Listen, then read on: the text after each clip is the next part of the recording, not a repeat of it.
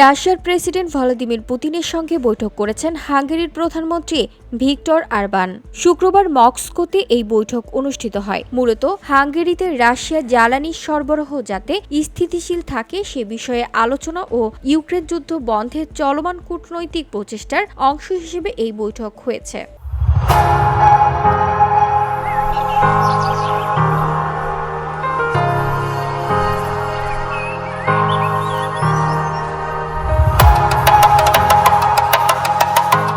October মাসে Trump প্রশাসন রাশিয়ার দুই বৃহত্তম তেল উৎপাদন প্রতিষ্ঠানের ওপর নিষেধাজ্ঞা আরোপ করে। এতে রুশ জ্বালানি নির্ভর হাঙ্গেরির অর্থনীতি বড় ধরনের ঝুঁকির মুখে পড়ে।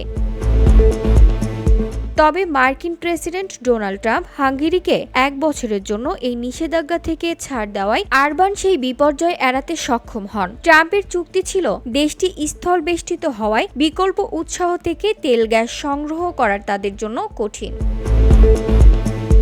শুক্রবার 28 নভেম্বর সামাজিক যোগাযোগ মাধ্যমে দেওয়া এক পোস্টে অরবান লেখেন, আমরা ওয়াশিংটনে গিয়েছিলাম নিষেধাজ্ঞা থেকে হাঙ্গেরির অব্যাহতি নিশ্চিত করতে এবং সেটি সম্ভব হয়েছে। এখন আমাদের নিশ্চিত করতে হবে যে জ্বালানি সরবরাহ যেন বিঘ্নিত না হয়।